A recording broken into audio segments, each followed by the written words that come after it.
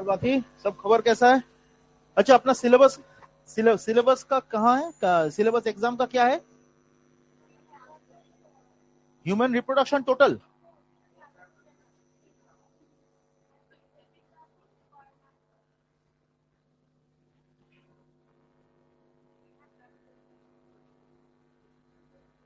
We did not do fertilization. We only did this thing.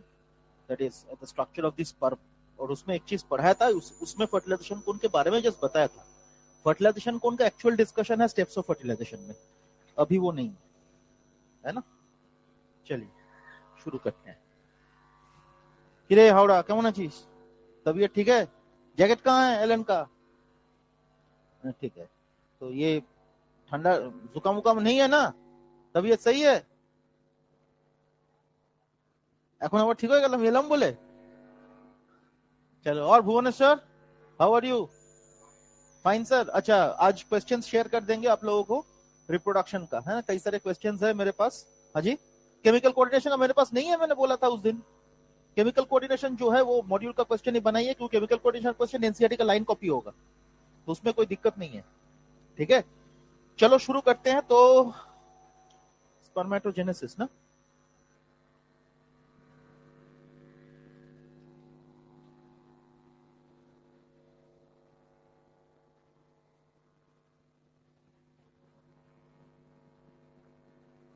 तो spermatogenesis के बारे में जब बात करेंगे माय डियर स्टूडेंट्स, तो एक चीज याद रखिएगा, द फंडामेंटल डिफरेंस 2022 का क्वेश्चन था। एक क्वेश्चन था, কারোর কাছে মডিউল আছে?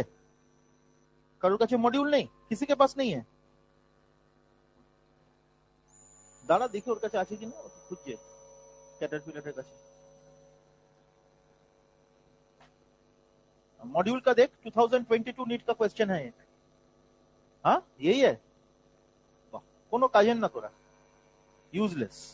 2022 एक नीट का क्वेश्चन है, भयंकर क्वेश्चन है, बहुत प्यारा क्वेश्चन था वो था ये कि स्पर्मेटोजेनेसिस और oogenesis के कंपैरेटिव डिस्कशन था, माने which of the following does not ये oogenesis एंड सपोर्ट स्पर्मेटोजेनेसिस, ऐसा कुछ पॉइंट था, है ना, स्टेटमेंट था, और बड़ा प्यारा क्वेश्चन था। और वो क्वेश्चन को सॉल्व करने के लिए स्पर्मेटोजेनेसिस और oogenesis का एकदम पूरा क्लियर कॉन्सेप्ट होना चाहिए, और बहुत सुंदर क्वेश्चन था वो। जरा देखिए स्पर्मेटोजेनेसिस का यूनिकनेस क्या है। स्पर्मेटोजेनेसिस स्टार्ट्स एट प्यूबर्टी,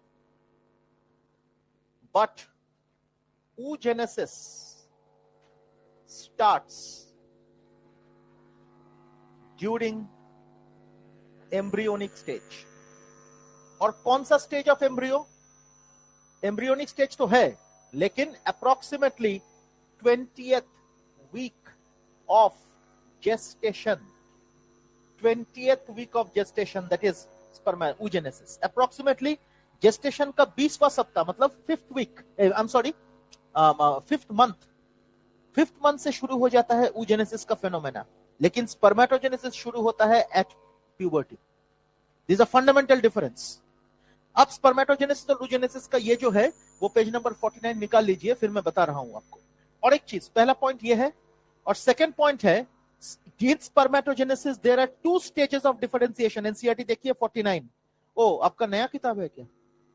नतून বই বাবা, তাহলে 49 हो जाए। तो स्पर्मेटोजेनेसिस में देखिए there are 2 stages of differentiation, whereas oogenesis में केवल 1 स्टेज ऑफ डिफरेंशिएशन। ये बहुत इंपॉर्टेंट स्टेटमेंट है माय डियर। ये स्टेटमेंट से क्वेश्चन इंटरनल एग्जाम में तो आया है, लेकिन नीट में अभी तक नहीं आया, ठीक है ना। तो there are 2 stages of differentiation.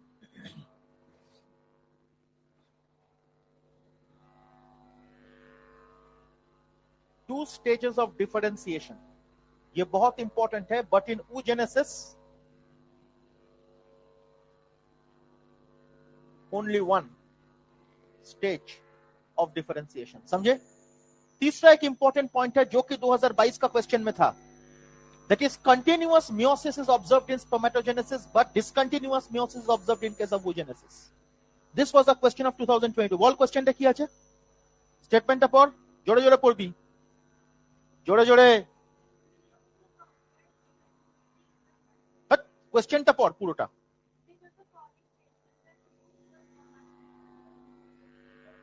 समझ में आया? 2022 का क्वेश्चन, बड़ा प्यारा क्वेश्चन।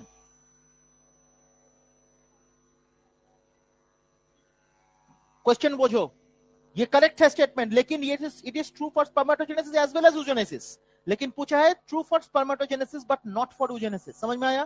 तो इसको हम लोग कंसीडर नहीं करेंगे, क्योंकि हैप्लॉइड गैमेट तो दोनों ही बनाता है। So it is true for both, but we do not want that. We want true for spermatogenesis, but not true for oogenesis. तो ये पॉइंट हम लोग कंसीडर नहीं करेंगे। Next point, differentiation of gamete occur after the completion of meiosis. Yes, spermatogenesis में होता है, oogenesis में नहीं है। देखो पिक्चर, देखो oogenesis लास्ट स्टेप, उसमें डिफरेंशिएशन नहीं है, लेकिन स्पर्मेटोजेनेसिस का लास्ट स्टेप में देखो डिफरेंशिएशन है, spermatid to spermatozoa. Am I clear? चल फिर तो ये पॉइंट इंक्लूडेड। तीसरा, तो माइटोसिस होने के बाद कंटिन्यूअस मियोसिस होता है, स्पर्मेटोजेनेसिस में हो रहा है, primary spermatocyte to secondary spermatocyte, secondary spermatocyte spermatid, ये कंटिन्यूअस प्रोसेस है। लेकिन oogenesis में रुक जाता है, मियोसिस अरेस्ट हो जाता है। पहला अरेस्ट होता है डिप्लोटिन स्टेट, सेकंड अरेस्ट होता है मेटाफेज 2, ये तो पता है आप लोगों को। So it's a continuous meiosis for spermatogenesis but a discontinuous meiosis for oogenesis। ताले ये पॉइंट आउट करेक्ट, बोलो। इन बोथ, ये तो दोनों में ही होगा, तो ये पॉइंट भी हम लोग कंसीडर नहीं करेंगे। फिर बोल, इट इज इनिशियल, ये स्पर्मेटोजेनेसिस के लिए ट्रू है। तो समझ में आया आपको? तो this is very important, exam का क्वेश्चन था, और ये एग्जाम का क्वेश्चन बहुत इंपॉर्टेंट था 2022। और देखिए और एक चीज, 5 स्टेटमेंट वाला क्वेश्चन है, 5 स्टेटमेंट वाला क्वेश्चन है। ऐसे बहुत सारे क्वेश्चन उस साल आया था, इसीलिए कट ऑफ इतना गिर गया था। ऐसा ही क्वेश्चन एक्सपेक्टेड है इस साल, including experimental part, beat chemistry, beat physics, beat biology, याद रखिएगा। This is expected this year. इस बार कट ऑफ 100% गिरेगा, ये जान लीजिए आप लोग। और इस तरह का क्वेश्चन देखिए, 5-5 ऑप्शंस वाला क्वेश्चन, और कितने सारे स्टेटमेंट बेस्ड क्वेश्चन था 2022 में। 705 में ऑल इंडिया रैंक 26 अभिलाष का था। इसका मतलब आप समझ रहे हो ना कितना कट ऑफ गिरा था उस बार। सिर्फ 51 students got 700 and above in India, और इस बार मोर देन 2500 स्टूडेंट्स। तो कितना डिफरेंस है, ठीक है, समझ में आ गया। चलो तीसरा पॉइंट मैंने क्या कहा, continuous meiosis, continuous meiosis occur in spermatogenesis, but whereas discontinuous meiosis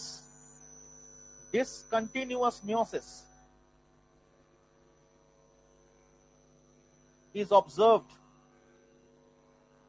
in oogenesis। আমি এটা লিখলাম, লিখে let me do one thing, এই পয়েন্টটা 2022 नीट है ना, नीट 2022 का क्वेश्चन था। 2 स्टेजेस ऑफ डिफरेंशिएशन, ये तो है ही, वो जो स्टेटमेंट था उसमें, तो 2 स्टेजेस ऑफ डिफरेंशिएशन वाला क्वेश्चन था। तो इस तरह से इसको अप्लाई कीजिएगा माय डियर स्टूडेंट्स। कोई दिक्कत किसी को? चलो नेक्स्ट। चलो अब क्या है, ये जो हाँ बोल, स्ट्रक्चर ऑफ स्पर्म स्पर्मेटोजेनेसिस का पार्ट नहीं है, स्ट्रक्चर ऑफ स्पर्म अलग है, लेकिन the sperm which is formed as a result of spermatogenesis, उसी का स्ट्रक्चर मैंने करवाया। स्पर्मेटोजेनेसिस का प्रोडक्ट क्या है, स्पर्म ना, उसका स्ट्रक्चर मैंने करवाया, ठीक है ना। देखो स्ट्रक्चर ऑफ स्पर्म तक मेल मेल रिप्रोडक्टिव सिस्टम खत्म होता है। आपका सिलेबस में गैमेटोजेनेसिस है, इसीलिए मैं ये पढ़ा दूंगा, उसके बाद फीमेल में मैं चाहूंगा, और मैं जब गैमेटोजेनेसिस फीमेल का पढ़ाऊंगा तो आपका ये सिलेबस भी खत्म हो जाएगा, फीमेल रिप्रोडक्शन वाला पार्ट भी खत्म हो जाएगा, ठीक है ना। क्योंकि एक मेरा जो तरीका है कि एक साथ सबको लपेटते हैं हम, समझे ना, इधर से कुछ इधर से कुछ इधर से कुछ, इस तरह से मैं नहीं पढ़ाता, ठीक है ना। चलो शुरू करें अब। हाँ बोल, नहीं बोला तुमने तुमको अभी मैंने बोला डिप्लोटिन में स्टॉप हो जाता है, कहां स्टॉप होता है नहीं बोला मैंने, एम्ब्रायोनिक में नहीं होता है, आफ्टर बर्थ होता है बेटा, ठीक है। शुरू करें, चलो। तो स्पर्मेटोजेनेसिस का पिक्चर निकाल के रखें एनसीईआरटी का, कुछ रीजन है इसीलिए बोल रहा हूं।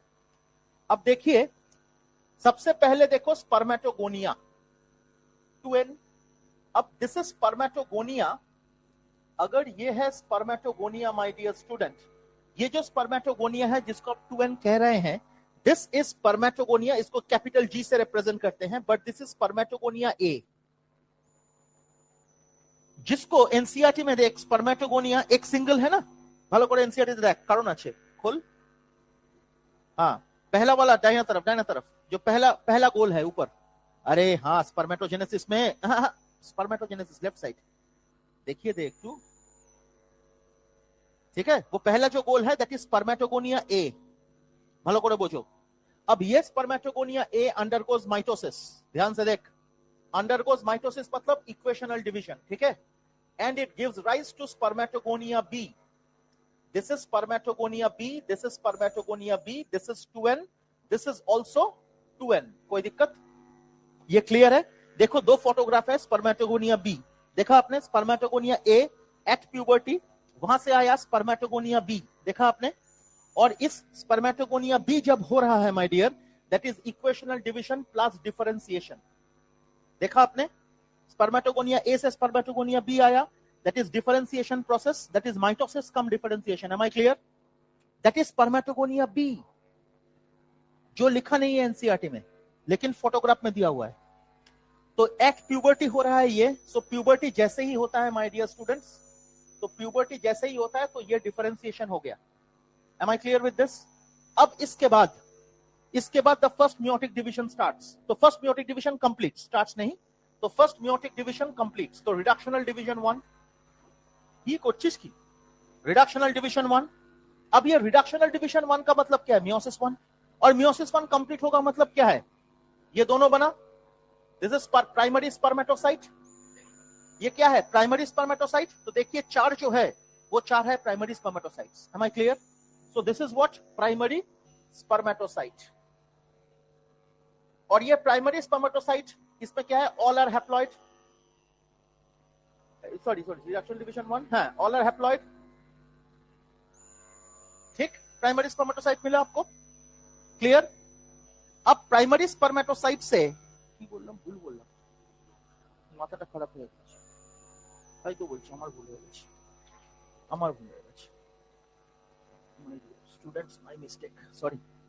तो माइटोसिस एंड डिफरेंशिएशन हुआ, ये देखा एक बार, हाँ माइटोसिस एंड डिफरेंशिएशन हुआ, हाँ इसको दिखाया नहीं, माइटोसिस एंड डिफरेंशिएशन हुआ, इसी माइटोसिस एंड डिफरेंशिएशन के बाद this is again equational division. ये इक्वेशनल डिवीजन में क्या आएगा? प्राइमरी स्पर्मेटोसाइट आएगा, एंड दिस प्राइमरी स्पर्मेटोसाइट, इसको देख ध्यान से, that is 2n diploid, all are diploid, meiotic division नहीं, देख ध्यान से, spermatogonia A, mitosis and differentiation spermatogonia B, followed by mitosis, continuous mitosis, primary spermatocyte, clear हो गया? सब 2n বুঝে গেছিস? সেটা ছবিটা দেখ, প্রথমে ফার্স্ট গোল, सेकंड गोल 2 है, उसके बाद देखो 4, ये जो 4 है दैट इज माइटोसिस, ठीक है ना? বুঝেছিস তো? বুঝিসনি? Primary spermatocyte, spermatogonia A, mitosis and differentiation spermatogonia B, mitosis spermatogonia primary spermatocyte, वो देख প্রথম গোল উপরে যা, mitosis and differentiation spermatogonia B দুটো, वहां से फिर माइटोसिस, वो लिखा नहीं है एनसीईआरटी में, जस्ट माइटोसिस विदाउट डिफरेंशिएशन, ठीक है? तो माइटोसिस एंड डिफरेंशिएशन क्या होता है? देखो पहला mitosis and differentiation gives rise to spermatogonia B, वहां से प्राइमरी स्पर्मेटोसाइट, समझ में आया? एंड दैट इज माइटोसिस, समझ में आ गया? अब तीसरा, यहां से क्या होगा?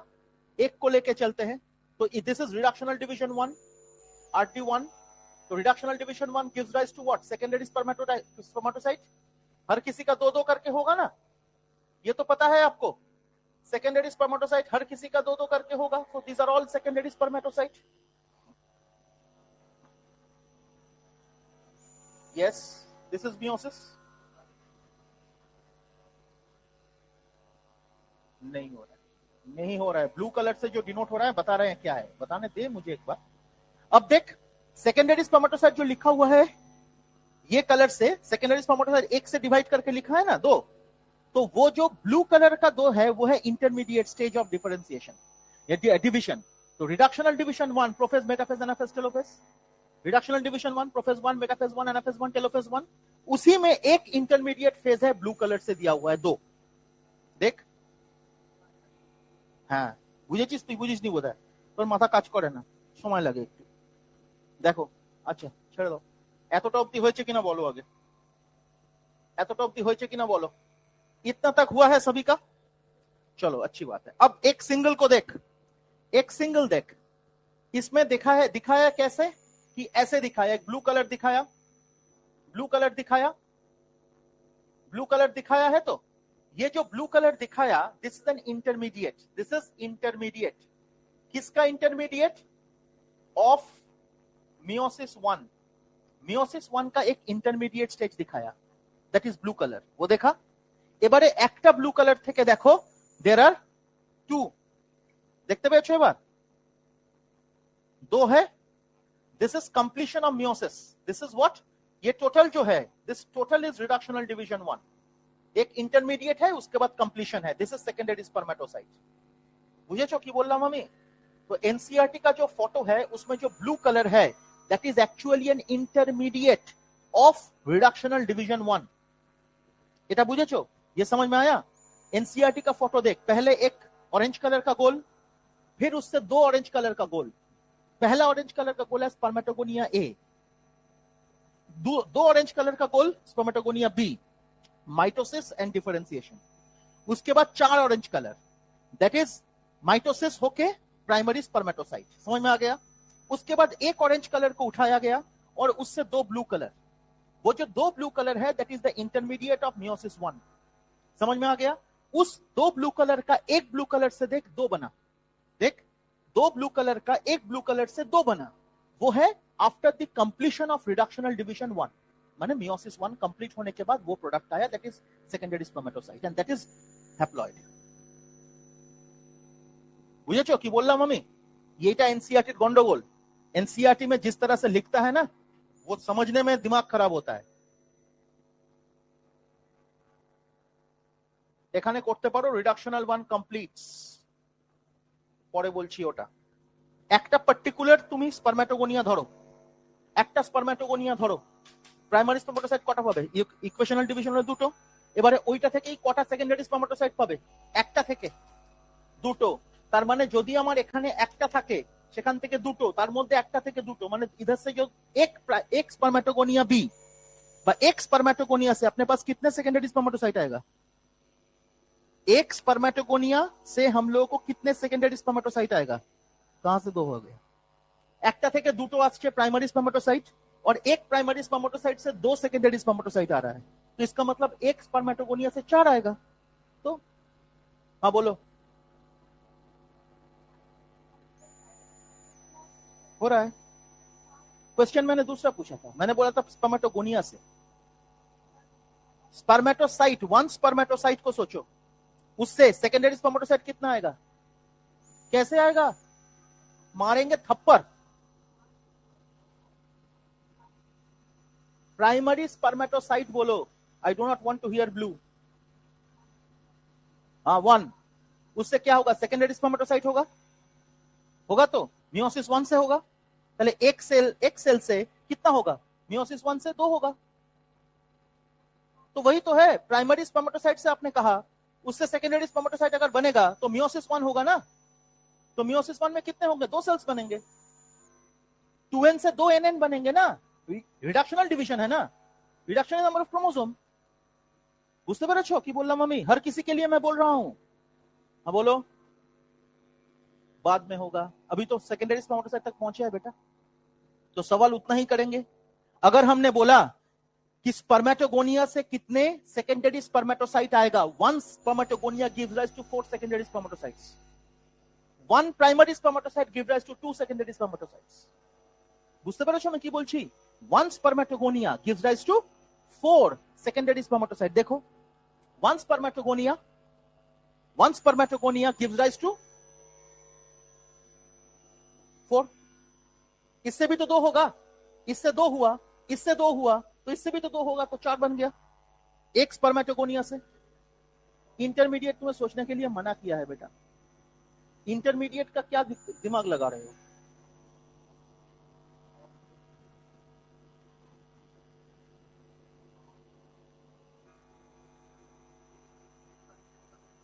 तुम मुझे ये बोलो, छोड़ो उसको, तुम मुझे ये बोलो कि जब 2n होता है, इससे रिडक्शनल डिवीजन 1 अगर कंप्लीट होगा तो कितने कितने सेल्स बनेंगे? 2 बनेगा, दोनों का ही तो हैप्लॉइड होगा. This we will not consider because एक विल नॉट ऑपरेट, एक डिवाइड नहीं होगा, एक ही होगा उससे. বুঝতে পেরেছো আমি কি বললাম? अच्छा এইখানে তোমাদের গন্ডগোল হচ্ছিল. अच्छा तो याद रखिएगा इसको, सिंपल वे में सोचिए कि एक प्राइमरी स्पर्मेटोसाइट अगर है तो वो तो रिडक्शनल डिवीजन 1 करेगा, और रिडक्शनल डिवीजन 1 से कितने सेकेंडरी स्पर्मेटोसाइट बनेगा? केवल 2 ही बन सकता है, 2 कभी नहीं बन, 4 कभी नहीं बनेगा, कभी नहीं बन सकता.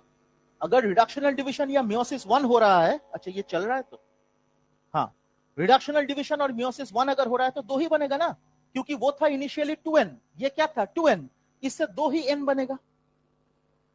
ये क्लियर है? ये समझ में आया? এইটা অপারেশনাল হবে না.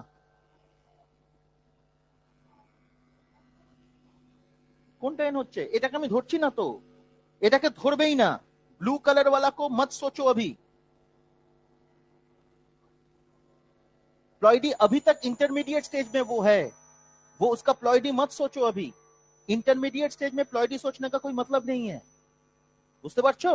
ये पिक्चर एनसीईआरटी में दिया इसीलिए मैंने इसके बारे में चर्चा किया, नहीं तो नहीं करते. ठीक है, इसीलिए बता दिया, नहीं तो बाद में कंफ्यूजन बढ़ेगा.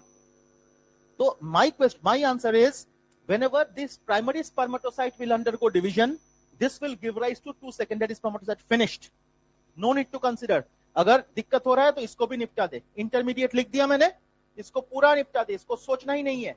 आपको सोचना है ये reductional 1 completes that gives rise to 2 secondary spermatocytes. বুঝতে পেরেছো? তাহলে 1 primary spermatocyte gives rise to 2 secondary spermatocytes. अब इससे देखो, इससे 2 आएगा, इससे 2 आएगा, इससे 2 आएगा, तो सोचिए स्पर्मेटोगोनिया टोटल कितना आ रहा है? 2 2 2 2 8. तो एक स्पर्मेटोगोनिया से 8 स्पर्म आएगा. ये तो है ही, यही तो रूल है. समझ में आया? कॉन्सेप्ट समझ में आया? एक स्पर्मेटोगोनिया से 8 ही आएगा. Am I clear? क्योंकि एक स्पर्मेटोगोनिया से 2 प्राइमरी स्पर्मेटोसाइट और एक स्पर्मेटोसाइट से 4. स्पर्मेटोगोनिया मतलब आप स्पर्मेटोगोनिया बी ही कंसीडर करोगे, ए नहीं. आप स्पर्मेटोगोनिया ए कंसीडर नहीं करोगे बिकॉज स्पर्मेटोगोनिया ए नहीं, स्पर्मेटोगोनिया बी ही एक्टिव फॉर्म है जिससे डिवीजन शुरू हुआ है. बुझते পেরেছো? स्पर्मेटोगोनिया ए भी दिखाया, स्पर्मेटोगोनिया बी भी दिखाया, लेकिन स्पर्मेटोगोनिया बी जब तक नहीं बनेगा तब तक डिवीजन स्टार्ट ही नहीं होगा. तो इसीलिए the active form of spermatogonia is spermatogonia B, not spermatogonia A. Clear है? और इसीलिए जब सवाल पूछा जाएगा वो लोग स्पर्मेटोगोनिया बी सोच के ही सवाल पूछता है. अगर लिख दिया spermatogonia A, then the answer will change, double हो जाएगा, वो डबल हो जाएगा, लेकिन अभी नहीं. समझ में आया? अगर नॉर्मल क्वेश्चन पूछे, हर एक क्वेश्चन में आप देखोगे it is only talking of spermatogonia B. किसी भी क्वेश्चन पेपर में आप स्पर्मेटोगोनिया ए और बी का मेंशन ही नहीं देखोगे, दे डू नॉट मेंशन. लेकिन पिक्चर में है तो कैसे समझेंगे लोग? लोगों को तो कंफ्यूज हो जाएगा. लोग देख के इसको, इस पिक्चर को देख के अगर पहले वाले को स्पर्मेटोगोनिया बी पकड़ा या तो ओनली स्पर्मेटोगोनिया पकड़ा तो बाकी चीज बैलेंस नहीं होगा फिर. तो उसको spermatogonia A followed by spermatogonia B जो कि 2 इन नंबर, उसके बाद इंटरमीडिएट, उसके बाद प्राइमरी स्पर्मेटोसाइट, उसके बाद इंटरमीडिएट, फिर सेकेंडरी स्पर्मेटोसाइट, फिर स्पर्मेटेड, फिर स्पर्मेटोजोआ. फिनिश्ड. बुझते পেরেছো? So here you see secondary spermatocyte, इसमें भी 2 सेकेंडरी स्पर्मेटोसाइट, इसमें भी 2, इसमें भी 2, इसमें भी These are all secondary spermatocyte. हाँ बोलो. स्पर्मेटोगोनिया बोलो, बी छोड़ो. क्या बनना चाहिए? तो हो ही रहे थे, तो हो ही तो रही रहा है. कहां से बोला? स्पर्म बोला मैंने, स्पर्म बोला मैंने. सेकेंडरी स्पर्मेटोसाइट में तो 4 ही होगा. ठीक है? अब देख, तो इससे 2 और उससे तो 1 2 3 4. आपने पूछा ये, यहां से यहां 4, 1 से कितना बन रहा है? 4, 2 से 8. अब इससे क्या होगा? Reductional division 2, RT2 will complete and it will give rise to spermatid. This is spermatid. Let's consider this is spermatid, है ना? This is spermatid. बुझते पेरेছো? This is spermatid माने एगुलो हैप्लॉइड. ये भी तो हैप्लॉइड है क्योंकि meiosis 2 is nothing but mitosis. meiosis 2 is nothing but mitosis. Exact replica बनाएगा 1 से 2, तो 1 हैप्लॉइड से 2 हैप्लॉइड बना देगा. फोटोकॉपी बना देगा, राइट? तो very much in the same way यहां से आप सोचिए डिफरेंशिएशन फिर से आएगा, हर किसी का आएगा। सो मैं इस तरह से लिखता हूं डिफरेंशिएशन आ गया एंड स्पर्मेटोजोआ मैंने Z लिख दिया, समझे ना? तो ऑल आर हैप्लॉइड। तो टोटल आप देखिए कितना होगा, 2 से अगर कंसीडर करेंगे तो 16, सही ना? बोलो, इसमें तो 2 कंसीडर करा, फिर इससे आएगा, फिर इससे आएगा, ये सब करते करते करते करते कितने सारे हो जाएंगे, समझे? इधर 4 बनाया मैंने, अब 4 into 4, क्योंकि इससे भी 4 बनेगा, इससे भी 4 बनेगा, इससे भी 4 बनेगा, বুঝতে পেরেছো কি হচ্ছে? তার মানে যদি क्वेश्चन पूछा जाए, अब सोचिए इससे क्वेश्चन अगर पूछा जाए तो इस क्वेश्चन में सपोज स्पर्मेटोगोनिया से स्पर्मेटोसाइट, स्पर्मेटोगोनिया से स्पर्मेटोसाइट, इस ये जो स्टेज है स्पर्मेटोगोनिया से स्पर्मेटोसाइट, मतलब we talk of primary spermatocyte and that is called spermatocytogenesis. Spermatocytogenesis, अगर ये वर्ड पता नहीं था तो समझ लो, this is called spermatocytogenesis my dear students. तो स्पर्मेटोसाइटोजेनेसिस मतलब स्पर्मेटोगोनिया टू प्राइमरी स्पर्मेटोसाइट, समझ में आया? अब देख, स्पर्मेटिड से स्पर्मेटोजोआ, ये जो डिफरेंशिएशन हुआ that is called spermiogenesis, this is called spermiogenesis, ठीक? ये रन हो गया। अब ये टोटल प्रोसेस ऑफ स्पर्मेटोजेनेसिस का 3 स्टेजेस है माय डियर। नंबर 1 फॉर्मूला है MGM, फॉर्मूला है MGM, ठीक है? So multiplication phase, maturation phase, growth phase and maturation phase, तो 3 फेजेस आएंगे। अब देखिए मॉड्यूल है किसी के पास? मॉड्यूल नहीं है, मोबाइले আছে खोल, পড়াশোনাটা শিখতে হবে তো, एग्जाम का क्वेश्चन आंसर करना पड़ेगा बेटा, थ्योरी बोल बोल कौनटा, कोई भी क्वेश्चन में गलत प्रॉब्लम है क्या बताइए आप मुझे। स्पर्मेटोगोनिया से one spermatogonia will give rise to कितने स्पर्मेटोसाइट? 2, वहां से प्राइमरी स्पर्मेटोसाइट, प्राइमरी स्पर्मेटोसाइट से कितने सेकेंडरी स्पर्मेटोसाइट? 4, सेकेंडरी स्पर्मेटोसाइट से 8, एक स्पर्मेटोगोनिया से, एक स्पर्मेटोगोनिया से, एक स्पर्मेटोगोनिया से 8 आएगा, इधर से तो मैंने 4 बनाया और दूसरे से भी 4 आएगा, तो 8 8 16 आएगा 2 स्पर्मेटोगोनिया से, समझ में आया? याद रखिएगा इसको, ये गड़बड़ नहीं होना चाहिए, ये इजी है, हालांकि उतना टफ नहीं है। निकाला दे কি রে তোর, ও এটা সোজা কি তো, এই তো কি করতে কে জোগাড় করিস,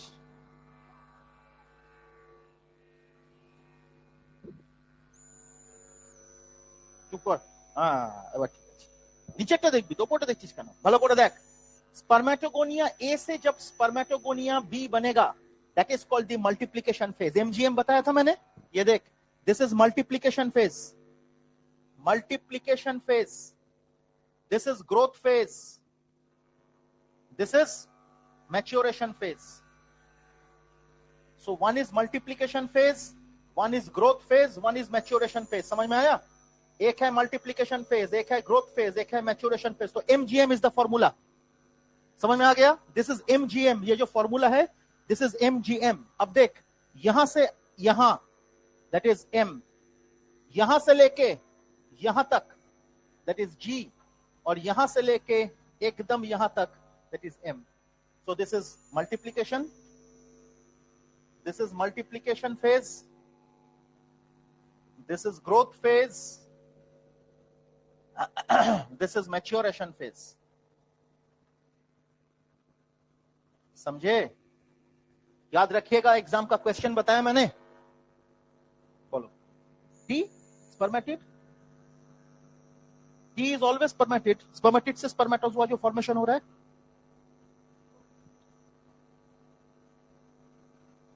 तक खत्म नहीं हुआ बेटा, थोड़ा वेट कर ले, ठीक है? तो मैंने क्या कहा, ध्यान से सुनिएगा। तो स्पर्मेटोजेनेसिस का जो फर्स्ट डिस्कशन मैंने करा वो बहुत इंपॉर्टेंट है। Spermatogenesis starts at puberty, but oogenesis starts long before birth, that is in the embryonic stage, approximately 20th week of gestation या तो 5th month, ठीक? Number 2, spermatogenesis में differentiation are in 2 stages, whereas oogenesis में केवल in 1 stage. Number 3, spermatogenesis में there is continuous meiosis, whereas in oogenesis meiosis is discontinuous because it gets arrested. Meiosis 1 gets arrested in diplotin phase, and meiosis 2 gets arrested in the metaphase 2 তাহলে এটা মাথায় রাখতে হবে these are the 3 points of differentiation between spermatogenesis and oogenesis clear वो मैंने left side में लिखा second spermatogenesis कहां होता है which is the site for spermatogenesis कौन बताएगा मुझे ज्ञान दीविना answer is that Sertoli cells within the seminiferous tubule क्या था germinal epithelium माने sorry male germ cell and Sertoli cells তার মানে nutrition will provide by Sertoli cells and male germ cells তো আমরা যদি বলি seminiferous tubule that is more perfect answer या तो Sertoli cells am I clear तो within the seminiferous tubule दो चीज रहता है आपको याद होगा number 1 male germ cell number 2 Sertoli cells clear तार माने Sertoli cells helps in providing nutrition to the developing sperm ये जो spermatogenesis process हो रहा है वो Sertoli cells से nutrition मिलता है तभी तो होता है clear so अगर आपको पूछा गया site for spermatogenesis number 1 priority number 1 will be seminiferous tubules priority number 2 will be Sertoli cells am I clear अब ये जो sperm बना इसका जो head है वो Sertoli cell में एकदम घुसेर के रखता है That is, वो पिक्चर निकालिए पेज नंबर 51 वाला पिक्चर निकालिए 51 ही तो है नहीं 51 नहीं सॉरी 47 वाला पिक्चर निकालिए हाँ तो 47 वाला पिक्चर में देखिए स्पर्म का जो हेड है माय डियर स्पर्म का जो हेड है that remains embedded in the Sertoli cells देख राइट अब स्पर्म बनने के बाद स्पर्म हेड Sertoli cells से निकल के आ जाता है into the lumen of the seminiferous tubule which is called spermiation NCERT में जो spermiation लिखा हुआ है वो गलत है 2022 का क्वेश्चन था और जिन्होंने जितने भी स्टूडेंट्स इसको मार्क किया था वो गलत आंसर किया था जितने भी स्टूडेंट्स उसको मार्क किया था वो गलत आंसर किया था हाँ हेलो हाँ झट से बोलो हाँ मैं क्यों लूंगा तो आप ही भेजे थे बोला था आपने हाँ तो व्हाट डिड आई से हाँ दैट स्टेटमेंट इज रॉन्ग वो स्टेटमेंट गलत है क्योंकि ओरिजिनल स्टेटमेंट क्या होना चाहिए ओरिजिनल स्टेटमेंट ये है कि sperm head is embedded in the Sertoli cells वो Sertoli cells से निकल के into the lumen of the seminiferous tubule आएगा that is called spermiation NCERT में लिखा हुआ है फ्रॉम द seminiferous tubule लेकिन 2022 नीट का क्वेश्चन था इनटू द seminiferous tubule और इनटू द seminiferous tubule और फ्रॉम द seminiferous tubule भी ऑप्शन था जितने भी students from the seminiferous tubule लिखा था सबको नेगेटिव मार्क्स मिला into the seminiferous tubule is the correct answer although NCERT has written in a different way समझ में आ गया आपको एकदम चेंज करना पड़ेगा सो द थिंग इज अब देखिए the sperm head after spermatogenesis the sperm head remains embedded into the Sertoli cells why इसका भी assertion reasoning अगर करोगे तो इसका रीजन होगा टू डिराइव न्यूट्रिशन है तो टू डिराइव न्यूट्रिशन अच्छी बात है तो न्यूट्रिशन डिराइव किया इसने तो after spermatogenesis the sperm head remains embedded in the Sertoli cells क्यों टू डिराइव न्यूट्रिशन इसीलिए Sertoli cells को हम लोग सस्टेंटिकुलर सेल्स भी कहते हैं मैंने आपको पढ़ाया था या तो नर्स सेल्स भी कहते हैं है ना तो न्यूट्रिशन प्रोवाइड करेगा इसके बाद क्या होगा then these sperms will come out of the Sertoli cells and enter into the lumen of the seminiferous tubule ST মানে seminiferous tubule and that is called spermiation বুঝতে পেরেছো তাহলে into the seminiferous tubule करोगे from the seminiferous tubule को काटो मत अभी काट दिया गोल किया हाँ ठीक है काट दिया मैंने काटने के लिए बोला उस गोल करने के लिए बोला काटने के लिए मैं नहीं बोलता क्योंकि गोल करोगे तो उसका और एक आंसर है इसीलिए ना anyway this is called spermiation this is called spermiation. समझ में आ गया? तो पहले देखो सटोली सेल है ये, मान के चलो this is Sertoli cell. Sperm head कहां है? इधर लगा हुआ। अब स्पर्म हेड इधर से निकल के सेमिनिफेरस ट्यूब्यूल के लुमेन पे आएगा। समझ में आ गया? This is called spermiation. ये क्लियर?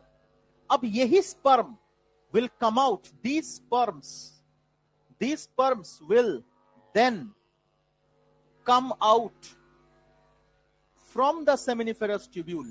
এবারে এনসিআরটি লাইন এটা, this is called semination। বুঝতে পেরেছো? তো एनसीईआरटी में जो लिखा हुआ है बेटा, that is semination, not spermiation। और यही क्वेश्चन 2022 में पूछा गया था, और जितने भी स्टूडेंट्स उसको स्पर्मिएशन लिखा था into the from the seminiferous tubule को मार्क किया था। अब देखिए क्वेश्चन निकालिए, ऐ में 2022 এর क्वेश्चन बेर कर। जितने भी लोग करा था बेटा, सबका गलत हुआ, सबका। ओरिजिनल जो आंसर सही है उसी तो ऑप्शन को ये करोगे। इस बार भी तो ऐसा हुआ है फिजिक्स में। तो हमेशा याद रखिएगा, अल्टीमेटली व्हाट इज करेक्ट। और हम इस तरह से डॉन्टिंगली बोल भी नहीं सकते बेटा, क्योंकि 2022 में एक और क्वेश्चन था बॉटनी का, जो कि रेडियल वास्कुलर बंडल वाला क्वेश्चन था, वो गलत आंसर को मार्क करके नंबर दे दिया था। ऐसा नहीं है कि मैं इसको डॉन्टिंगली कह सकता हूं, लेकिन फिर भी जब हम लोग पढ़ाते हैं वो तो सही चीज पढ़ाएंगे ना, वो तो गलत चीज नहीं पढ़ाएंगे। रेडियल वास्कुलर बंडल का आंसर गलत आंसर को मार्क्स दे दिया था, समझे ना? हालांकि सही वाले जो आंसर किया था उसको भी नेगेटिव नहीं किया था। तो एनीवे, तो ये गड़बड़ तो हुआ ही था पिछले 2022 में, वो तो हर साल होता है। अब उस पर कुछ नहीं कर सकते हम लोग, है ना? हम लोग करेक्ट आंसर लिख सकते हैं, कोशिश कर सकते हैं कि करेक्ट आंसर लिखे, लेकिन एनटीए क्या करेगा ultimately no one knows. This is the nonsense that is happening for the last 6-7 years. आज ही एक बच्चा आएगा मिलने के लिए, चेन्नई से आया है, जिपमन में पढ़ता है, final year completion almost done. तो उसके साल में भी 2019 नीट था, उसमें पेपर तो टफ था। तो उस साल में भी उसका ऑल इंडिया रैंक 13 था, जिपमन में ऑल इंडिया रैंक 15 था, एम्स में ऑल इंडिया रैंक 19 था, और केवीपीवाई में ऑल इंडिया रैंक 5 था। आएगा मिलने आज। तो वो बच्चा जो है, मतलब उस टाइम पे भी आप देखोगे थर्मोडायनामिक्स का क्वेश्चन, केमिस्ट्री में देखो साइन कन्वेंशन उल्टा होता है फिजिक्स के साथ। Work done on the system and work done by the system, sign convention is different. लेकिन उसमें केमिस्ट्री में जिसका आंसर +30 -30 होना चाहिए था, उसको +30 करके मार्क्स दे दिया। और हमेशा देखोगे 2019 में और एक क्वेश्चन बायोलॉजी का गड़बड़ होता है, प्रोस्थेटिक ग्रुप वाला। अब देखोगे एनसीईआरटी में प्रोस्थेटिक ग्रुप वाला, या तो मॉड्यूल में प्रोस्थेटिक ग्रुप वाला जो क्वेश्चन है, गलत आंसर को आंसर लिखा गया है। वो 2019 वाला केस था। ये दोनों क्वेश्चन 2019 में गड़बड़ कर दिया था, इसीलिए इसका 10 मार्क घट गया था, नहीं तो टॉप 2-3 में आ जाता। एनीवे, तो ऐसा होता है, you can not do anything. 2019 से मैं देख रहा हूं, 2020 में ऐसा घटना नहीं घटी थी, 21 में घटा था, 22 में घटा था, 23 में नहीं घटा था, 24 में फिर घटा। तो ऐसे तो कोई कुछ नहीं कर सकता। एनीवे, तो ये समझ में आ गया। तो सेमिनेशन वाला एनसीईआरटी में जो लिखा हुआ है दैट इज सेमिनेशन, और इसमें जो लिखा हुआ है दैट इज स्पर्मिएशन, जो मैंने लिखाया। तो into the lumen of the seminiferous tubule अगर होगा दैट इज कॉल्ड स्पर्मिएशन, और फ्रॉम द सेमिनिफेरस ट्यूब्यूल होगा दैट इज कॉल्ड सेमिनेशन। समझ में आ गया? किसी के मन में कोई भी दुविधा माय डियर स्टूडेंट्स? क्लियर हो गया ना? हर एक आंसर करेक्ट होगा, कोई दिक्कत नहीं है। अगर एक स्पर्मेटोगोनिया बताया तो कितने स्पर्मेटोसाइट बनेगा? स्पर्मेटोसाइट एक बताया तो स्पर्मेटोसाइट कितना? प्राइमरी स्पर्मेटोसाइट अगर होगा तो 2, सेकेंडरी स्पर्मेटोसाइट अगर होगा तो 4, और स्पर्मेटिड होगा तो 8, स्पर्मेटोजोआ होगा तो 8। तो एक spermatogonia will give rise to 8 spermatozoa, right? तो या तो 8 स्पर्म, कुछ भी कहो आप। जोआ तभी हम कहते हैं जब उसका टेल मोटाइल होता है। लेकिन ये है sperm actually, that is not spermatozoa in true sense, समझा? It is called sperm. Am I clear? कोई दिक्कत किसी को? Any doubts my dear? Clear है ना? तो स्पर्मेटोजेनेसिस का हर एक क्वेश्चन निपटा सकता है। तो स्पर्मेट, अच्छा एमजीएम याद रहेगा। पहले है मल्टीप्लिकेशन, अब देखिए कोने, पहले है मल्टीप्लिकेशन, फिर है ग्रोथ, फिर है मैच्योरेशन। हो गया एमजीएम। क्या प्रॉब्लम है? क्या प्रॉब्लम है बताओ? So multiplication, prime spermatogonia A to spermatogonia B, then growth spermatogonia B to primary spermatocyte, ताकाले माथा फाटी देबो एकदम। B स्पर्मेटोगोनिया B से प्राइमरी स्पर्मेटोसाइट, प्राइमरी स्पर्मेटोसाइट से स्पर्म, दैट इज स्पर्मेटिड ना, स्पर्मेटोजोआ ऑब्जेक्ट, माने sperm object, that is maturation phase. तो याद रख सकता है ना? तो पहले मल्टीप्लिकेशन फेज, फिर ग्रोथ फेज, फिर मैच्योरेशन मैच्योरेशन फेज। तो multiplication, growth and maturation, MGM is the formula. Am I clear? किसी को कोई दिक्कत? मने थकबे तो? एंड एग्जाम का क्वेश्चन है ये, इंटरनल एग्जाम का क्वेश्चन है ये, SRG लेवल पेपर का भी क्वेश्चन है ये। तो याद रखिएगा माय डियर स्टूडेंट्स, इसमें कोई इफ्स एंड बट्स नहीं है। ठीक? कोई दिक्कत? बताइए मुझे, एनी डाउट्स व्हाटसोएवर? हाँ, भूल भी पारबी तो क्वेश्चन? ठीक, चलो प्रोसीड करें। কি এখানে কি হয়েছে? কোশ্চেনটা পড় একবার, 2022 का पेपर।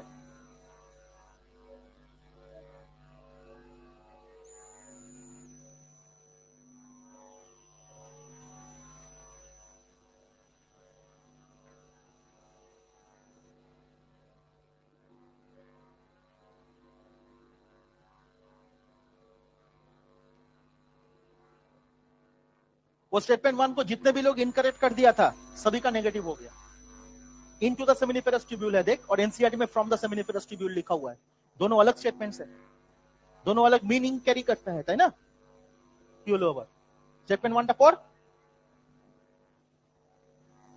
एनसीईआरटी में क्या लिखा है? From the seminiferous tubule. तो जिसने भी स्टेटमेंट 1 को गलत लिखा है उसका सबका नंबर कट गया। Into the lumen of the seminiferous tubule is permeation. समझ में आया? वो स्टेटमेंट 1 इज करेक्ट।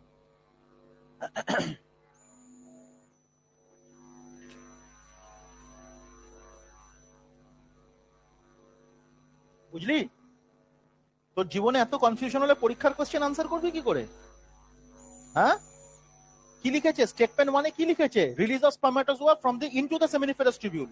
तो इनटू द सेमिनिफेरस ट्यूब्यूल मतलब स्पर्मिएशन, लेकिन एनसीईआरटी में लिखा है from the seminiferous tubule spermiation, वो गलत है। तो इसीलिए एनसीईआरटी पढ़ के जिसने आंसर लिखा तो वो स्टेटमेंट 1 को गलत लिखेगा और हर किसी को नेगेटिव मार्क्स आया। এত সময় লাগছে তোমার? ठीक है, क्लियर? चलो, तो ये बन गया आपका स्पर्मेटोजेनेसिस। तो अपना स्पर्मेटोजेनेसिस मतलब गैमेटोजेनेसिस तक सिलेबस में है, तो oogenesis भी है उसमें, oogenesis के बारे में बात करेंगे। तो स्पर्मेटोजेनेसिस तक क्लियर हो गया हर किसी को? कोई दिक्कत तो नहीं है? Hello, am I clear? हाँ,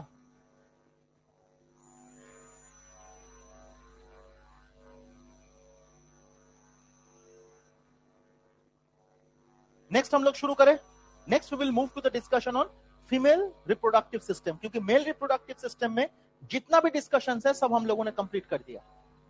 किसी के मन में कोई भी जगह पे कोई भी दिक्कत? अच्छा, वन मोर थिंग, कल हर कोई प्रेजेंट रहेगा, कल हर कोई प्रेजेंट रहेगा, कुछ भी हो जाए। It is very important class for tomorrow. और ग्रुप एलेक, Saurav sir has instructed everyone to be present in the class tomorrow. For those which is possible. ये बहुत इंपॉर्टेंट है कल का क्लास, कुछ रीजंस है इसीलिए मैंने बताया। चलो, अब फीमेल रिप्रोडक्टिव सिस्टम के बारे में बात करें। इसको इरेज कर, अच्छा इसका फोटो ले लो बेटा, इसका फोटो ले लीजिए, ग्रुप में डाल दीजिए।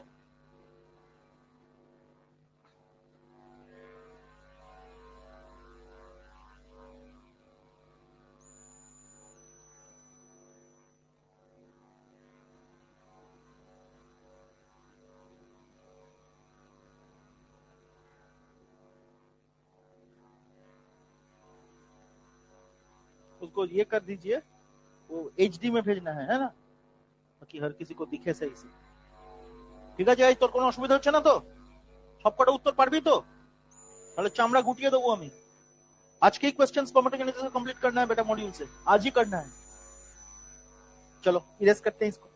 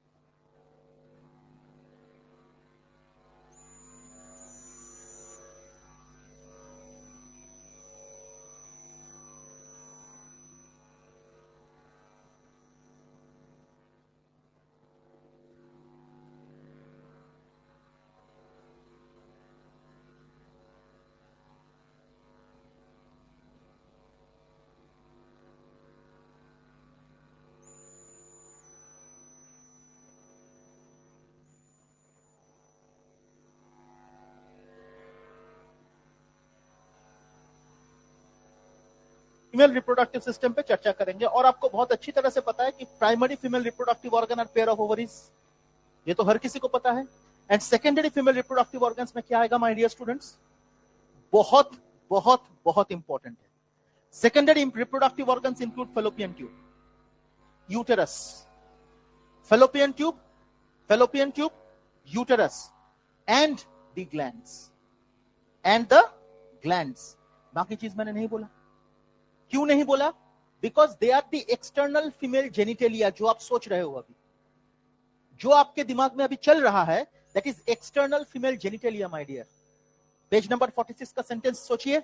External female genitalia includes mons pubis, labia majora, labia minora, clitoris, hymen, ताई तो ये लिखा আছে, this is the external female genitalia. आप सोच रहे हो this is a secondary reproductive organ. Vagina is a secondary reproductive organ, लेकिन hymen is a external female genitalia. Birth canal मतलब cervix as well as the cervical canal and the vagina, this contributes to the birth canal. Birth canal केवल cervical canal नहीं है, vagina को include करके वो birth canal है। समझ में आया? तो secondary female reproductive organ, अब देखिए secondary female reproductive organ, उसमें क्या लिखा, उसमें तो लिखा नहीं है, हालांकि उसमें लिखा नहीं है। केमिकल कोऑर्डिनेशन इंटीग्रेशन में लिखा है क्या सेकेंडरी फीमेल रिप्रोडक्टिव ऑर्गन? लिखा नहीं है, मेल का लिखा हुआ है secondary.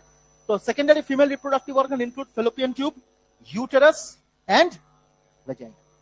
Am I clear? These are secondary female reproductive organs. Clear? आप जब डॉक्टरी पढ़ोगे तब देखोगे कि यूटेरस के अंदर ही सर्विक्स आता है, लेकिन अभी सर्वाइकल कैनाल को सेपरेट करा गया है from the uterus in NCERT. तो एक्सटर्नल फीमेल जेनिटेलिया में सर्वाइकल कैनाल को सेपरेटली कंसीडर किया जाएगा, यूटेरस में वो इंक्लूड नहीं है। की बोलना बुझते पारले? सो अगर हम लोग देखें प्राइमरी रिप्रोडक्टिव ऑर्गन क्या होगा, primary reproductive organs are a pair of ovaries, ठीक, are a pair of ovaries, ये पहला। Secondary reproductive organs include fallopian tube, uterus, और उसके साथ वजाइना एंड ग्लैंड्स। क्या क्या ग्लैंड्स हो सकता है? जैसे कि प्रोस्टेट ग्लैंड इन मेल, लेकिन फीमेल में क्या ग्लैंड है? मैंने आपको लिखा था paraurethral gland of Skene, bulbourethral gland for male that is Cowper's. इसका बल्बोयूरेथ्रल ग्लैंड को कहते हैं बर्थोलिन, राइट? तो so there are two glands, एक तो paraurethral gland of Skene, paraurethral gland of Skene. Gland क्यों लिखा? क्योंकि सिंगल, जैसे प्रोस्टेट सिंगल है, ये भी सिंगल है। एंड नंबर 2 सेकेंड वाला दैट इज बर्थोलिन्स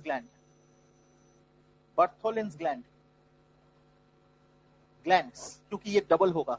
जैसे कि काउपस ग्लैंड का जो फीमेल कंट्रीब्यूशन है दैट इज बर्थोलिन, तो ये डबल होगा, इसीलिए ग्लैंड्स। So ये है 1 in number, ये है 2 in number, राइट? तो so this is 1 in number और ये है 2 in number.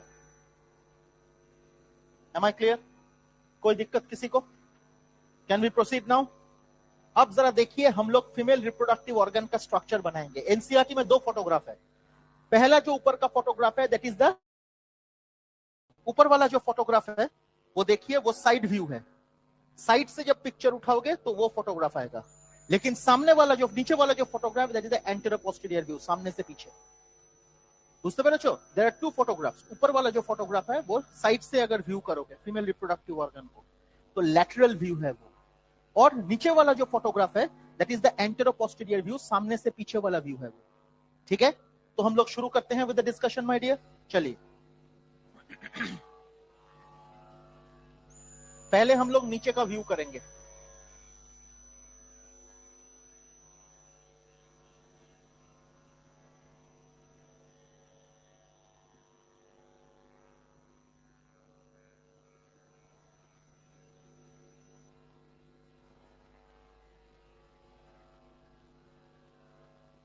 ठीक है, तो पहले हम लोग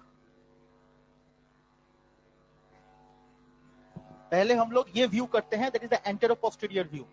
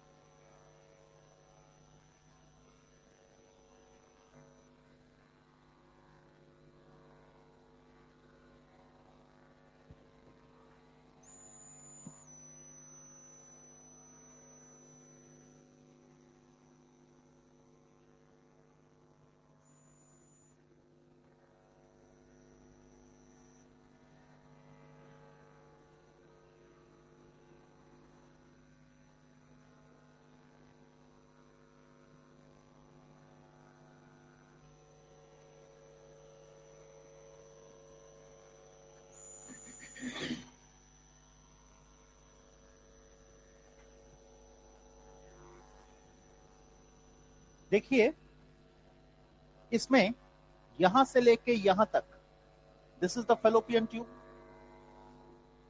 this is the fallopian tube. Fallopian tube is also called the oviduct, which is also called scientific name SALPHINX, salpinx. तो fallopian tube का जो scientific term है that is salpinx. इसीलिए salpingectomy मतलब surgical removal of the fallopian tube. इसीलिए surgical removal of fallopian tube is called salpingectomy. Salpingectomy.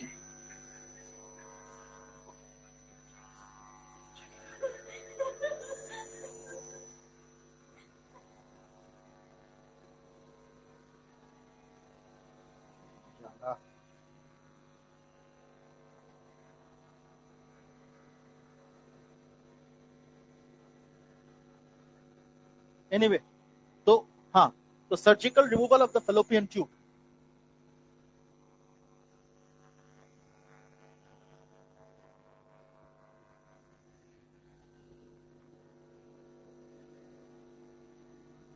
तो surgical removal of the fallopian tube is called सल्फिंगेक्टोमी.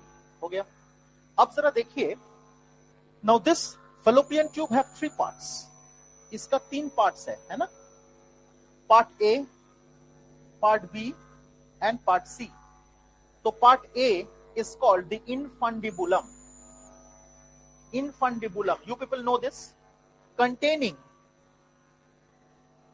ciliated epithelium. Containing ciliated epithelium called infundibular fimbriae. Infundibular fimbriae, है ना. So these are the ciliated epithelium of the infundibulum and it is called infundibular fimbriae. अब क्या है देखिए, number B, that is the ampulla. Now let me tell you, this is the site of fertilization. नतून NCERT তে देखो, पुराना NCERT में page number 55 निकालिए माय डियर स्टूडेंट्स. जिन लोगों के पास पुराना एनसीईआरटी है उनका पेज नंबर 55 देखिएगा और एकदम सेकंड फर्स्ट पैराग्राफ में ही पेज नंबर 55 बेटा. तो उसमें देखिएगा साइट ऑफ फर्टिलाइजेशन कहा गया है, नहीं सेकंड पैराग्राफ में शायद. देखो, ampulla speak junction, page number 55 में पुराना किताब जिन लोगों का है उसमें लिखा है एम्पुला स्पिक जंक्शन, लेकिन वो न्यू एनसीईआरटी में चेंज करके केवल एम्पुला किया गया है. तो नतून बोईते it is ampulla. Am I clear? पुराना किताब में वो एम्पुला स्पिक जंक्शन था. पेज नंबर 55 मतलब समरी में सेकंड पैराग्राफ में देखो लिखा हुआ है. सेकंड पैराग्राफ ना फर्स्ट पैराग्राफ কোথাটা আছে দেখ, খুঁজেও তো পাস না সামনে সবকিছু থাকলেও. হ্যাঁ, জীবনে কি হবে?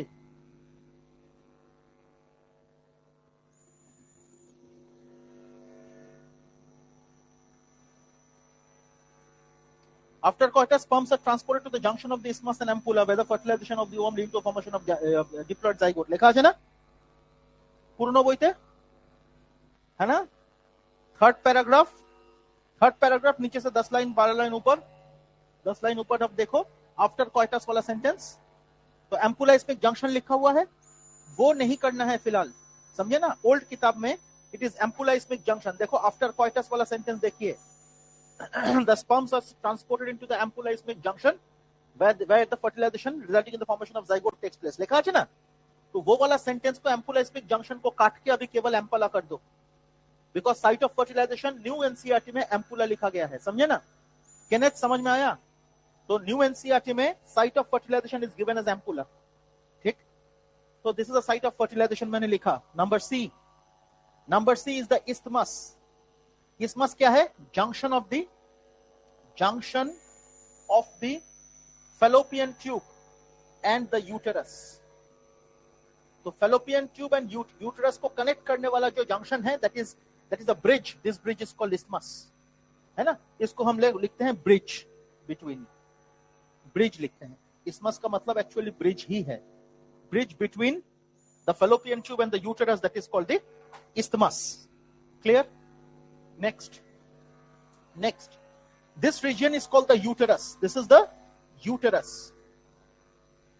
यूटेरस का और एक नाम इज वूम, और एक नाम हिस्टेरा।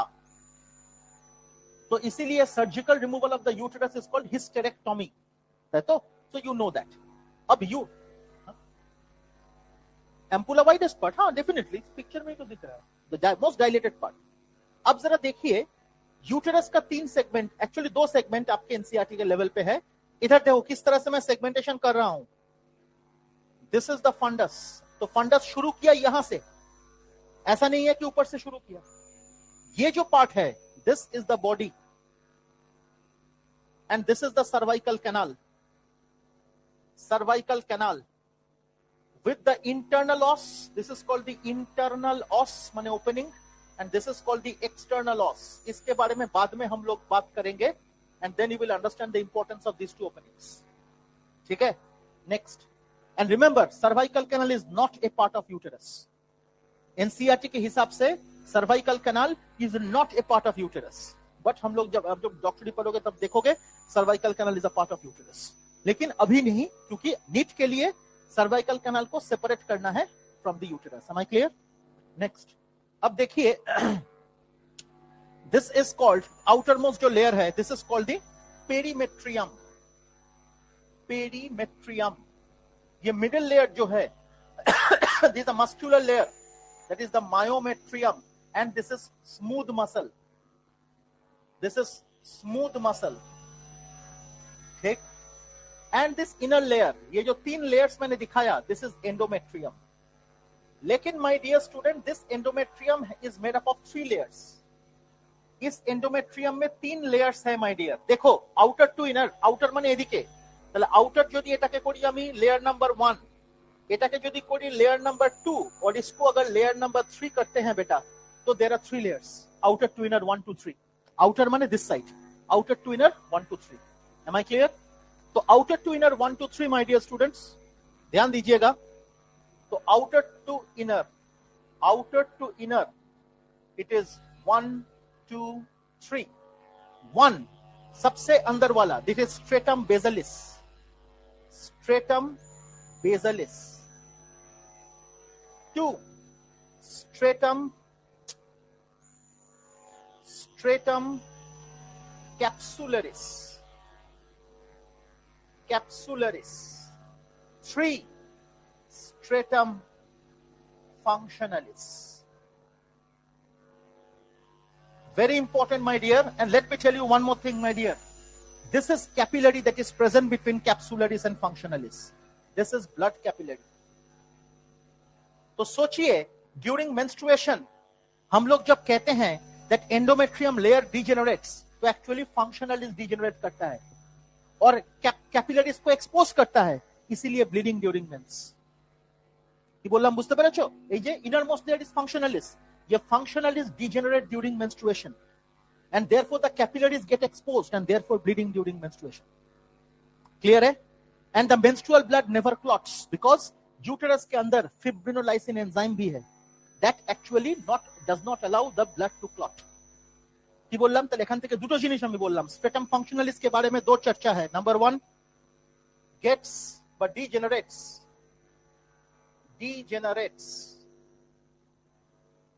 during menstruation।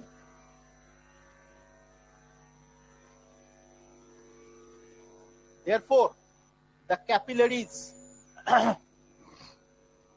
get exposed, capillaries get exposed and therefore bleeding during menstruation। capillaries get exposed and therefore bleeding during menstruation। और इसके लिए हम लोग कह सकते हैं menstrual blood does not clot। क्यों? Because fibrinolysin is present, the enzyme fibrinolysin is present in the uterus। So due to the presence of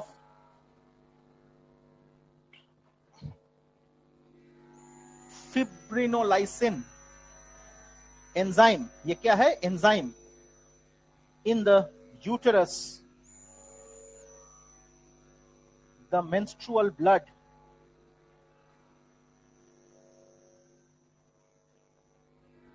does not coagulate।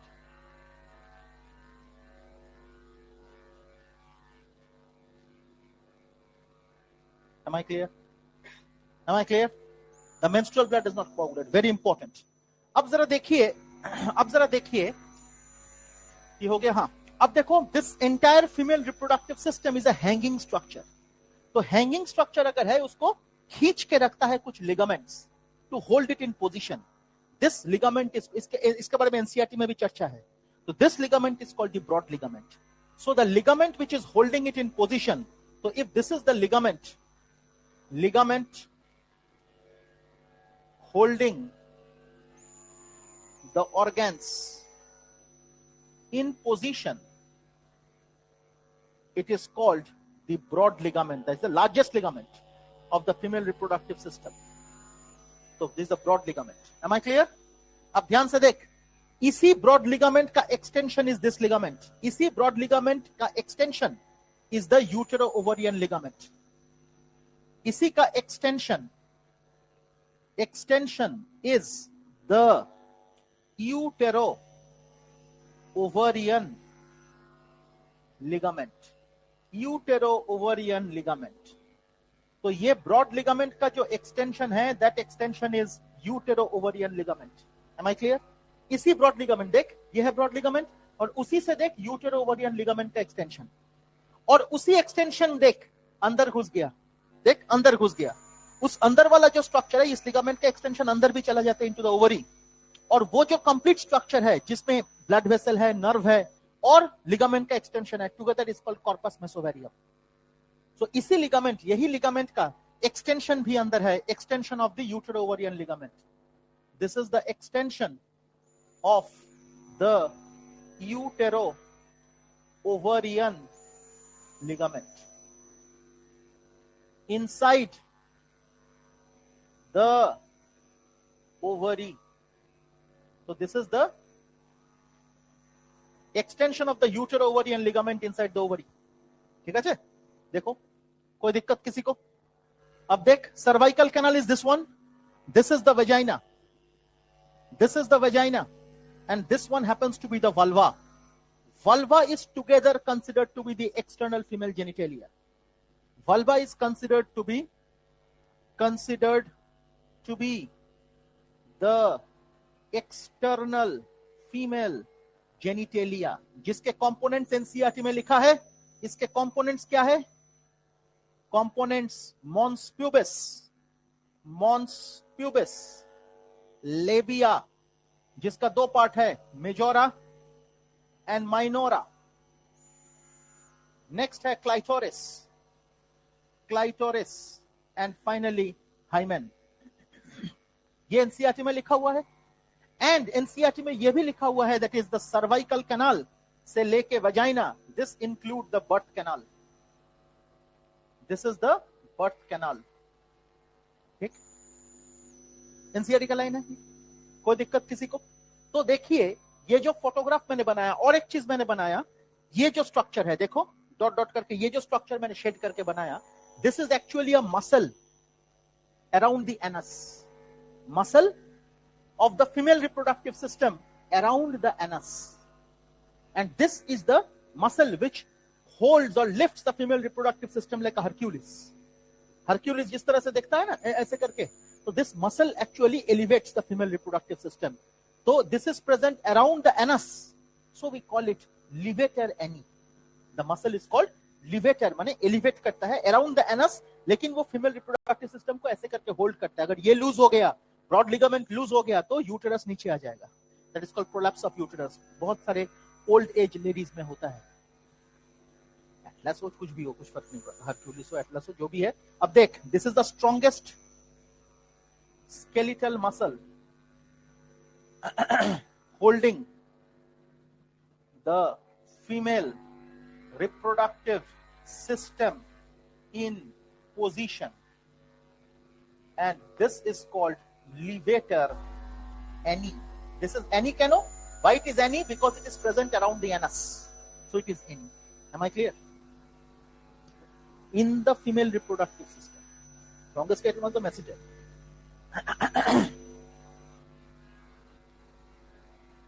नहीं, largest smooth muscle is a fully gravid uterus, माने myometrium. Fully gravid माने with baby. Full term baby अंदर है, full term, fully gravid माने full term baby अंदर है, and fully stretched condition of the myometrium, that is the longest smooth muscle of the body. यही लिखा है था मैंने, सिर्फ मायोमेट्रियम नहीं, फुल्ली ग्रेविड मायोमेट्रियम मतलब फुल टर्म बेबी है, 9 मंथ, और द यूटेरस हैज एक्सपैंडेड माने myometrium has been stretched to the maximum limit.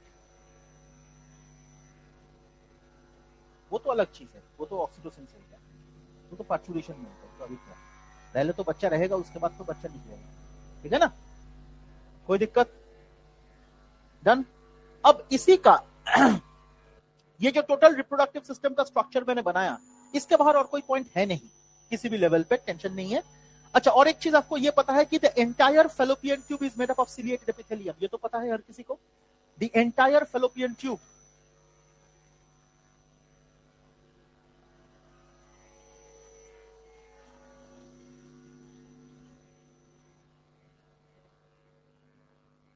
This is ciliated epithelium.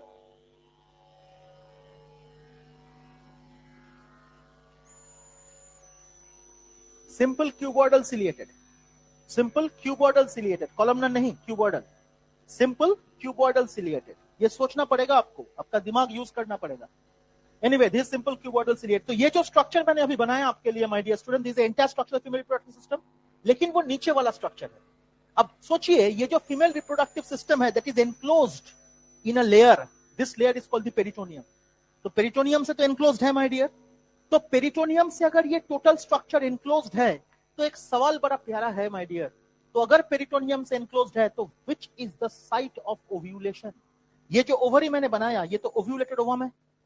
ये ओव्यूलेटेड ओवम कहां ओव्यूलेशन होता है? ये ओव्यूलेटेड ओवम कहां होता है? Most of the students answer that ovulation occurs in the infundibulum of the fallopian tube. अब एक जिनिस देखो, इन्फंडिबुलम में मैंने एक गोल बनाया, जिसके लिए कोई नहीं पूछा मुझे, एक गोल बनाया ना बेटा, this is the opening. Infundibulum अगर ऐसा है तो इधर एक ओपनिंग है जिससे ओवरी ओवम घुसेगा। This is called infundibular ostia. This is called infundibular, इसके बारे में किसी ने नहीं पूछा। इन्फंडिबुलर ऑस्टिया। और ओवरी, ये जो ओव्यूलेशन हो रहा है, ये इन्फंडिबुलम में नहीं होता my dear. This ovulation occurs in this space, and this space is the coelom, because the reproductive system is covered by peritoneum. तो peritoneum से covered वाला structure है, उसके बीच का जो space है, that is called coelom. So this is the coelom. So याद रखिएगा my dear, that the site of ovulation is the coelom. And coelom में जैसे ही रिलीज होता है, ये देख इन्फंडिबुलर फिमरी है, मेरे हाथ देख, इन्फंडिबुलर फिमरी है, इस्लामपुर देख, इन्फंडिबुलर फिमरी है, देख, and this is the ovary. वो ऐसे ऐसे करता रहता है हमेशा। जैसे ही ये ओव्यूलेट हुआ, सीलोम में आया, तुरंत it is picked up by the movement of the infundibular fimbriae, तभी जाके वो इन्फंडिबुलर ऑस्टिया को पियर्स करके अंदर घुस जाए। समझे? तो याद रखिएगा, the site of ovulation is the coelom of the reproductive system. तो coelom is the site of ovulation, reproduction नहीं, ovulation, I am sorry. So the site of ovulation, the site of ovulation, कल का class में हम लोग discuss करेंगे ये peritoneal layer होने के वजह से क्या क्या इंपॉर्टेंट चीजें हैं। देखिए, site of ovulation is the coelom. तो coelom is the body cavity, coelom is nothing but the body cavity. और ये बॉडी कैविटी अपने लिए बहुत इंपॉर्टेंट है। क्यों इंपॉर्टेंट है माय डियर? बिकॉज ये जो बॉडी कैविटी है, क्योंकि the entire reproductive system is covered by peritoneum, और इसीलिए ये बॉडी कैविटी प्रेजेंट है। And the coelom is the site where the ovulation occurs. So ovum comes into the coelom, and from the coelom it is picked up by the infundibular fimbriae. और अगर infundibular fimbriae सही से काम नहीं किया तो क्या होगा? It will fall in the coelom and will get phagocytosed. तो destroy हो जाएगा ovum, समझे ना? तो infundibular fimbriae का movement is very important. This is one of the cause for in vitro fertilization. In vitro किया जाता है, समझे ना? तो anyway, ये हो गया। और एक चीज, ये जो मैंने फंडस बनाया, दिस फंडस के बारे में एक चीज और बताएंगे। The site of implantation, the site of implantation is the fundus, is the fundus of uterus. Generally, आप लोग अगर फोटोग्राफ्स देखोगे, पेज नंबर 52 मान के चलो कि अगर उधर फोटोग्राफ देखोगे तो इम्प्लांटेशन जहां हो रहा है वो पर्टिकुलर साइट को देख के आपको लगेगा कि वो बॉडी है, लेकिन क्वेश्चन है एग्जाम का, site of fertilization is the fundus of the fallopian tube. Am I clear? और अगर फैलोपियन ट्यूब को छोड़ के किसी भी और जगह पे फर्टिलाइज इम्प्लांटेशन होता है, that is called ectopic pregnancy. So if fertilization occur, if fertilization bolchi, sorry, if implantation occur in any part other than the fallopian tube, then it is called ectopic pregnancy. Hey, sorry, fundus of the uterus. I'm sorry.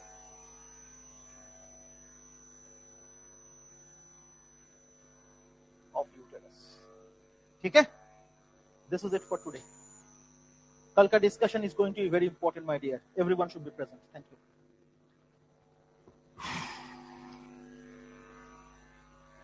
ठीक है, online student, समझ में आया आप लोगों को जो भी डिस्कशन हमने करा? Is it okay? बहुत इंपॉर्टेंट डिस्कशंस करा बेटा आज। एग्जाम कब है आप लोगों का? 11। आज कौन सा तारीख है? ठीक, फैंटास्टिक। कल प्रेजेंट रहना चाहिए क्लास में, बहुत इंपॉर्टेंट है। चलो फोटो खींच के डाल दो। Thank you.